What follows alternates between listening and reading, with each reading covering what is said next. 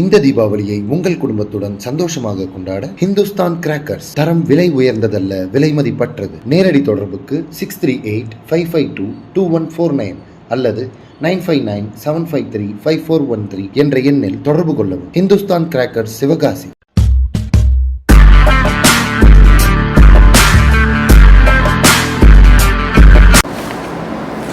வணக்கம் ஜெயஹிந்த்.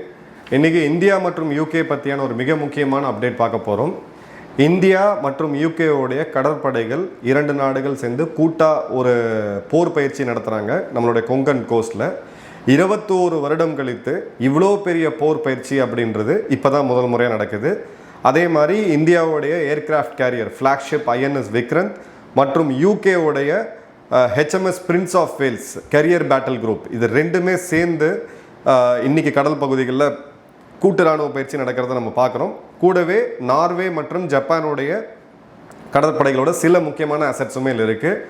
சமீப காலத்தில் இது வரைக்கும் பார்க்காத நிகழ்வாக தான் நம்ம இதை பார்க்கணும். ஏன்னா இவ்வளோ நீங்கள் அந்த சீன்ஸ் பார்த்தீங்க அப்படின்னா இவ்வளோ போர்க்கப்பல்கள் ஒரே நேரத்தில், அதுவும் இந்தியா எங்கே இருக்குது, யூகே எங்கே இருக்குது, இந்த ரெண்டு நாடுகள் சேர்ந்து இந்த நேரத்தில் இந்து மகா சமுத்திரத்தில் இந்த போர் பயிற்சிகள் செய்வதற்கான காரணம் என்ன அப்படின்றத நம்ம டீட்டெயிலாக பார்க்கலாம். ஃபஸ்ட்டு இதுதான் யூகேவுடைய கரியர் ஸ்ட்ரைக் குரூப் 25 முதல் முறையாக ஆப்ரேஷன் ஹைமஸ்ட் அப்படின்ற பேரில் யூகே இதை டிப்ளாய் பண்ணுறாங்க. இதுக்கு முன்னாடி எல்லாமே பார்த்தீங்கன்னா அமெரிக்காவோடு சேர்ந்து தான் அவங்க பண்ணிகிட்டு இருந்தாங்க. முதல் முறையாக இந்தியாவோடு சேர்ந்து அவங்களோட CSG கரியர் ஸ்ட்ரைக் குரூப் 25 அப்படின்றது இந்த இடத்துல டிப்ளாய் ஆகுது இண்டோ பசிபிக் மிஷனில். அதே மாதிரி பார்த்தீங்க அப்படின்னா கொங்கன் பகுதியில் இதுதான் ஃபஸ்ட்டு மிஷன். நார்வே மற்றும் ஜப்பானும் சேர்ந்து இந்த யூகேவுடைய கரியர் ஸ்ட்ரைக் குரூப்போட பார்ட்டிசிபேட் பண்ணுறாங்க. இப்போ இதோட டீட்டெயில் பார்ப்போம். அக்டோபர் 5லேருந்து 12ஆம் தேதி வரைக்கும் இந்த போர் பயிற்சி அப்படின்றது நடக்குது. அக்டோபர் 5லேருந்து 7 அப்படின்றது ஹார்பர் ஃபேஸ். இரண்டு நாடுகளுடைய வீரர்கள் ஒன்று சேர்ந்து பழகிறது, அவங்களுடைய கூட்ட இராணுவ பயிற்சிகள் செய்கிறது எல்லாம் பண்ணுவாங்க. அக்டோபர் 8லேருந்து 12 அப்படின்றது சி ஃபேஸ். இதில் மேரிடைம் ஆப்ரேஷனல் ட்ரில்ஸ், யுத்த காலத்தில் என்னென்னலாம் பண்ணுவாங்களோ அது எல்லா விதமான போர் ஒத்திகைகளும் இங்கே பண்ணுறாங்க அவங்க. இப்போது யூகேவோட அசட்ஸ், நேவல் அசட்ஸ் என்னன்றதை பார்க்கலாம். இந்த போர் பயிற்சிகளில் இருக்கிறது HMS பிரின்ஸ் ஆஃப் வேல்ஸ் அப்படின்ற இந்த விமானம் தாங்கிய போர்க்கப்பலோடைய CSG கரியர் ஸ்ட்ரைக் குரூப் தான் இது. கிட்டத்தட்ட பார்த்தீங்கன்னா 1200 பேர் இங்கே பார்ட்டிசிபேட் பண்ணுறாங்க. இது கூடவே type 45 destroyer, type 23 frigate, RFA type ஸ்ப்ரிங்னு சொல்லக்கூடிய ரெப்ளனிஷ்மெண்ட் டேங்கர், அதன் பிறகு பார்த்தீங்கன்னா ஒரு நார்வேஜியன் ஃப்ரிகேட்டு, அதுக்கப்புறம் ஒரு நார்வேஜியன் டேங்கர், அதுக்கப்புறம் பார்த்தீங்கன்னா HMCS அப்படின்னு சொல்லி ஒரு கனடாவுடைய ஃப்ரிகேட்டு, அதுக்கப்புறம் பார்த்தீங்க அப்படின்னா டோட்டல் இவங்க யூகேவுடைய இந்த ஏர்விங் மற்றும் கப்பல் இருக்கக்கூடிய வீரர்கள்லாம் சேர்த்திங்கன்னா கிட்டத்தட்ட 3000 பேர். இந்தியாவுடைய ஸ்ட்ரென்த்து பார்த்தீங்கன்னா இந்தியாவோடது INS விக்ரந்த் கிட்டத்தட்ட 1700 பேர் இந்த பெரிய போர்க்கப்பலில் இருப்பாங்க. அதே மாதிரி கரியர் பேட்டில் குரூப், இது கூடவே ஃப்ரிகேட்ஸ், டெஸ்ட்ராயர்ஸ் மற்றும் சப்மெரின்ஸ். அதே மாதிரி பார்த்தீங்க அப்படின்னா ஷோர் பேஸ்ட் ஏர்கிராஃப்ட், இந்த தரையிலிருந்து, அதாவது நம்மளுடைய கடலோர எல்லையில் பறக்கக்கூடிய மிக முக்கியமான விமானங்கள். அதே மாதிரி பார்த்தீங்க அப்படின்னா வெஸ்டர்ன் நேவல் கமாண்டோடைய அடிஷ்னல் யூனிட்ஸ், இந்தியாவும் ஒரு மிகப்பெரிய படையை வந்து இறக்கியிருக்காங்க.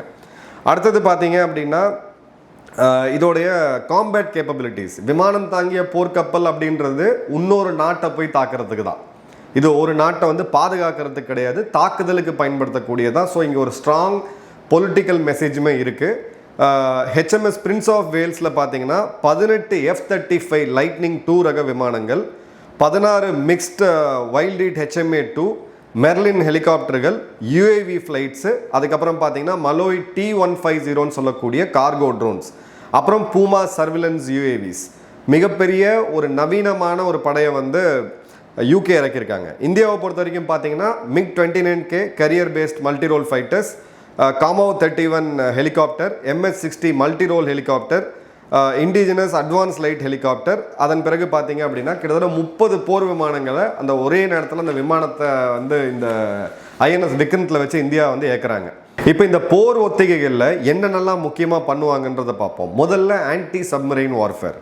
ஆன்டி சப்மரைன் வார்ஃபேர் அப்படின்னாலே இன்னைக்கு நீர்மூழ்கி கப்பல்களை அதிகமாக கட்டமைத்து உலகம் முழுக்க இன்னைக்கு அச்சுறுத்தி கொண்டிருக்கக்கூடிய நாடு வந்து பார்த்தீங்கன்னா சைனா. அடுத்தது anti surface warfare, ship to ship, உலகத்திலே அதிகமாக கப்பல்களை வைத்துட்டு இருக்கக்கூடிய நாடு சைனா, வேகமாக கப்பல்களை கட்டி கொண்டிருக்கக்கூடிய நாடும் சீனா தான். ஆன்டி ஏர் வார்ஃபேர், அதே மாதிரி பார்த்தீங்கன்னா காம்ப்ளெக்ஸான ஃப்ளையிங் ஆப்ரேஷன்ஸ், F-35 வேறு பிளாட்ஃபார்ம், அமெரிக்கன் பிளாட்ஃபார்ம், MiG-29 கம்ப்ளீட்டாக ரஷ்யன் பிளாட்ஃபார்ம் இந்தியா ஆப்ரேட் பண்ணிட்டு இருக்கிறது. இது ரெண்டும் ஒரே நேரத்தில் எப்படி இயங்கும். அதே மாதிரி பார்த்தீங்கன்னா சீமேன்ஷிப் எவல்யூஷன், இந்தியாவுடைய கடல்லையே இறங்கி ரெப்ளனிஷ் பண்ணுறது, இரு நாட்டு வீரர்கள் ஒருத்தர் கப்பல்லேருந்து மாறி போகிறது, இது மாதிரி போன்றது. அடுத்தது பார்த்தீங்கன்னா எலக்ட்ரானிக் வார்ஃபேர், சைபர் வார்ஃபேருமே அதில் நடந்துகிட்டு இருக்கு. இப்போது எதனால திடீர்னு இந்த நேரத்தில் யூகேவும் இந்தியாவும் சேர்ந்து இந்த போர் பயிற்சிகளை செய்யணும் அப்படின்ற கேள்வியை நம்ம எழுப்பணும் போது, யூகேவுடைய இண்டோ பசிபிக் ஸ்ட்ராட்டஜி 2.5 வருடத்துக்கு முன்னாடி சொல்லியிருந்த ஐரோப்பாவில் இருக்கக்கூடிய 3 முக்கியமான நாடுகள் யூகே, ஜெர்மனி, பிரான்ஸ், இவங்களுக்கு இன்னைக்கு இந்து மகா சமுத்திரத்தில் ஹோல்டே கிடையாது. அவங்க அமெரிக்காவுடைய சார்பு நிலை எடுத்து தான் அமெரிக்காவுடைய கப்பல்களுக்கு ஒரு துணை கப்பலாக தான் இந்த இடத்துல சுத்த முடியுமே தவிர அவங்களுக்கு நேரடியான ஹோல்டு கிடையாது. இந்தியாவை அவங்க நெருங்கி வருவாங்க. இந்தியா இல்லாத ஒரு இண்டோ பசிபிக் ஸ்ட்ராட்டஜியை எந்த நாடுமே செய்ய முடியாது. அதோடைய கிளியர் கட் ஷிஃப்ட் தான் இது. ஒரு யூரோ அட்லாண்டிக் அலையன்ஸ்லேருந்து மாற்றி ஒரு யூரோ இந்தியா அலையன்ஸ்குள்ளே வரணும் அப்படின்றதுக்கான மிக முக்கியமான பொசிஷன் இது. ஏன்னா கிட்டத்தட்ட 24.1 பில்லியன் யூரோவை இப்போ ஒதுக்கி இருக்கிறாங்க யூகே. மீண்டும் தங்களை அந்த வார்த்தை நல்லா கவனிங்க, restore Britain's position as the 4th naval power of Europe அப்படின்ட்டு.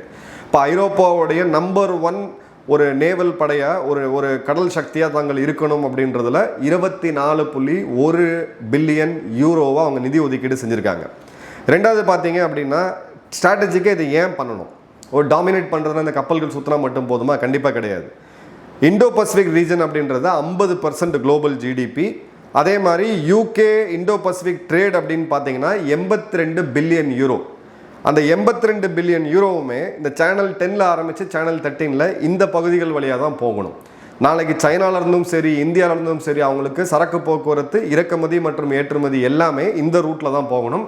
இந்த ரூட்டில் சைனாவுடைய டாமினேஷன் அதிகரிச்சிச்சு அப்படின்னா யூகேவோடைய எக்ஸிஸ்டன்ஸுக்கே ஒரு மிகப்பெரிய ஆபத்தாக போய் முடிஞ்சிடும். அதை கவுண்டர் பண்ணுறதுக்கு தான் இந்தியாவோட இப்போ யூகே வந்து கை கோக்குது. அதே மாதிரி பார்த்தீங்க அப்படின்னா ஐரோப்பாவுடைய யூனியன் அப்படின்றது கிட்டத்தட்ட செயலிழந்து போயிருக்கு. அவங்க வந்து மீட்டிங் போடுறாங்க, திரும்ப இது பண்ணுறாங்க, முடிவுகள் எதுவுமே எடுக்க முடியல அவங்களால.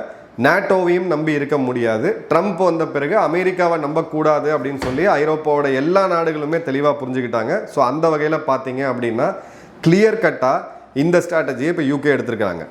இப்போது அமெரிக்கா இல்லாத ஒரு பவர் ப்ரொஜெக்ஷனை பண்ணணும் அப்படின்றதுல பல நாடுகள் தயங்கி இருந்தாங்க. அந்த தயக்கத்தை யூகே உடச்சி எறிஞ்சிருக்காங்க. அவங்களுடைய லிட்டோரல் ரெஸ்பான்ஸ் குரூப் அப்படின்றது ஒரு பேக்லாஷ் ஷிப் அப்படின்னு சொல்லுவாங்க. இது ரீஜனல் ஆப்ரேஷன்ஸ்க்கு மட்டும் பயன்படுத்திக்கிட்டு இருந்தவங்க இன்றைக்கி பல ஆயிரம் நாட்டிக்கல் மைல் கடந்து வந்து இந்தியாவுடைய கடல் பகுதிகளை இந்தியாவுடைய கைக்கூட்டு சொல்கிறாங்க, போர் பயிற்சிகள் செய்கிறாங்க. அவங்க என்ன பண்ணுறாங்க, அந்த வார்த்தையை நல்லா கவனிச்சிங்கன்னா அவங்களோட ஸ்டேட்மெண்ட்டில் we want to go lead with India அப்படின்றாங்க. அப்போ லீடு இந்தியா தான், தலைவன் இந்தியா, நாங்கள் ஒரு துணைத் தலைவராக இதில் வரோம், நாங்களும் சேர்ந்து வரோம் அப்படின்றாங்க. இந்தியாவுக்கு சீனாவை எதிர்க்கணும், அந்த டாமினன்ஸை குறைக்கணும் அப்படின்ற போது நம்ம கடற்படை ஒரு 120 கப்பல்கள் இருக்கக்கூடிய கடற்படை கிட்டத்தட்ட 4 மடங்கு 3.5 மடங்கு அதிகமாக இருக்கக்கூடிய ஒரு பவரோட மோதனம் அப்படின்ற போது நமக்கு நிச்சயமாக அலையன்சஸ் தேவை. கடற்படையில் ஒரு காலத்தில் முன்னோடியாக இருந்த நாடு வந்து யூகே தான். டெக்னாலஜி அவங்ககிட்ட இருக்குது. வரக்கூடிய காலங்களில் ஜெர்மனி மற்றும் பிரான்ஸ் நாடுகளும் இதே கூட்டு பயிற்சிகளை வந்து செய்வாங்க. இப்போ இந்தியாவுடைய இந்தியன் ஓஷன் லீடர்ஷிப் அப்படின்றது ஐஓஆர் ரீஜனில் நெட் செக்யூரிட்டி ப்ரொவைடர் NSP. இந்த இடத்துல நல்லது கெட்டது எதுவாக இருந்தாலும், சுனாமியில் ஆரம்பித்து கடற்கொள்ளைகளிலிருந்து ஹவுத்திகளோட தாக்குதலாக இருந்தாலும் இந்தியா தான் முதல்ல ரெஸ்பாண்ட் பண்ணும். மிஷன் பேஸ்ட் டிப்ளாய்மெண்ட்டுன்னு நம்ம சொல்லுவோம். இதில் பார்த்தீங்க அப்படின்னா கிளியர் கட்டாக நம்மளுடைய கப்பல்கள் இப்போது துருக்கி எல்லைக்கு போனதை நம்ம பேசுகிறோம், கல்ஃப் ஆஃப் ஒமானில் போகிறத நம்ம பேசுகிறோம். இந்த பக்கம் பார்த்தீங்கன்னா மலாக்கா ஸ்ட்ரெயிட்டை தாண்டி இந்திய கடற்படை ஒரு காலத்தில் போகாமல் இருந்துச்சு, இப்போ தென்சீன கடல் பகுதிகள் வரைக்கும் போகுது. ஸோ கம்ப்ளீட்டாக உலகத்தை இந்த இடத்த டாமினேட் பண்ணக்கூடிய ஒரு மிக முக்கியமான குளோபல் சவுத் பவராக இந்தியா தன்னை ப்ரொஜெக்ட் பண்ணுது. அதற்கான போர் ஒத்திகை தான் இது. இப்போ ஜாகிரபிக்கலாக பார்த்தீங்க அப்படின்னா இதில் 11,000 கிலோமீட்டர் கோஸ்ட் லைன் இருக்குது. அதில் பார்த்தீங்கன்னா 3,300 கிலோமீட்டர் அளவுக்கான ஐலண்ட் டெரிட்டரியுமே இருக்குது.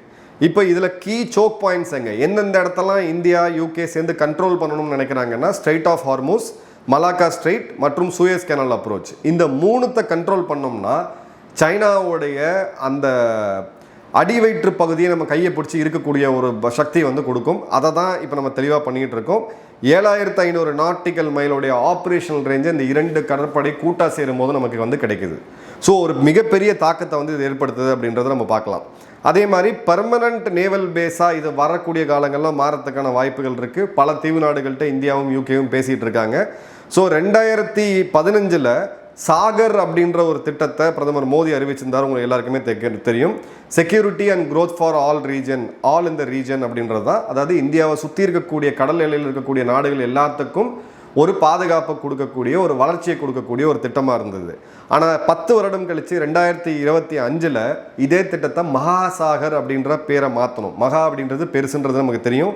ஸோ நம்மளுடைய அம்பிஷன்ஸ் அப்படின்றது கடல் எல்லையை காப்பாற்றுற ஒரு சூழ்நிலையிலிருந்து 2008 மும்பை அட்டாக் அதை ரெஃபரன்ஸ் பாயிண்டாக வச்சிங்கன்னா கடல் எல்லையே நம்மளை காப்பாற்றிக்க முடியலன்ற நிலைமையில மாறி இன்னைக்கு இந்த பக்கம் தென்சீன கடல் பகுதிகளில் ஆரம்பித்து அந்த பக்கம் பார்த்தீங்கன்னா கிட்டத்தட்ட சூயஸ் கால்வாய் வரைக்கும் ஒரு டாமினேட் பண்ணக்கூடிய ஒரு சக்தியாக இன்றைக்கோட இந்தியாவுடைய கடற்படை அப்படின்றது இருக்குது. மகாசாகரோடைய பில்லர்ஸ் அப்படின்னு எடுத்திங்கன்னா மல்டிலேட்ரல் நேவல் எக்ஸசைஸ் அப்படின்றது எல்லா நாடுகள் கூடயும் பண்ணணும். தேவைப்படும் போது கூட்ட இராணுவ பயிற்சிகள் செய்யணும், கூட்டு தாக்குதல் நடத்தணும் ஃபஸ்ட்டு. ரெண்டாவது ப்ளூ எக்கனாமி, அதாவது நம்ம கடல் சார்ந்த வணிகம் இல்லை பொருளாதாரம்னு சொல்லக்கூடிய மீன்பிடி தொழில் இது போன்றது. அதேமாரி பார்த்தீங்கன்னா டிசாஸ்டர் மேனேஜ்மெண்ட் இன்றைக்கி மிகப்பெரிய சேலஞ்சாக எல்லாருக்குமே இருக்குது. அந்த இடத்துல இந்தியாவோட டாமினன்ஸ் இருக்கணும். அதே மாதிரி சஸ்டைனபிள் டெவலப்மெண்ட், அந்த கடல் வளத்தை சைனா மாதிரி அதை கம்ப்ளீட்டாக காலி பண்ணாமல் ஒரு ரெஸ்பான்சிபிளாக நடந்துக்கணும். அது மாதிரி டெவலப்மெண்டல் ப்ராஜெக்ட்ஸ், இது ஒரு டிப்ளமேட்டிக்காக குளோபல் சவுத் லீடராக தன்னை ப்ரொஜெக்ட் பண்ணக்கூடிய ஒரு வேலையை செஞ்சுருக்கோம். 2035 இந்தியா யூகேவுடைய காம்ப்ரஹென்சிவான ஒரு ஸ்ட்ராட்டஜிக் பார்ட்னர்ஷிப் அப்படின்றது நடக்குது. அதோடைய முதல் துவக்கம் தான் இது. ஏன்னா யூகேக்கு இந்தியன் ஓஷன் ரீஜனில் அவங்க கப்பல்கள் இயக்கணும்னா இந்தியாவுடைய லாஜிஸ்டிக் சப்போர்ட் இல்லாமல் யூகேவால் இயக்க முடியாது.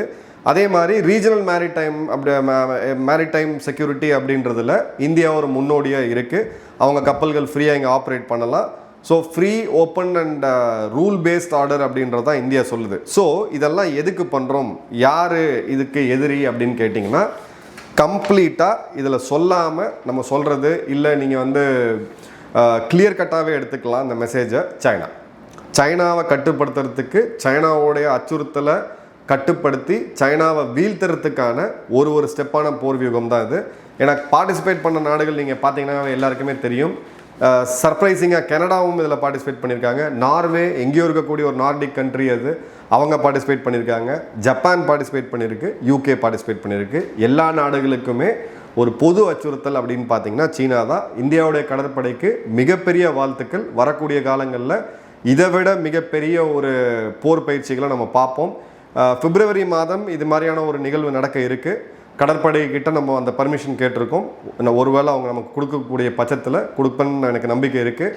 நேரடியாக அந்த யுத்த களத்துக்கே போய் கப்பல்லையே போய் ஒரு லைவ் எக்ஸ்க்ளூசிவ் கவரேஜாக தமிழ்நாட்டுடைய முதல் சேனலாக நம்ம சேனல் இருக்க போது அந்த தருணத்துக்காக வெயிட் பண்ணுவோம். நன்றி, வணக்கம், ஜெயஹிந்த்.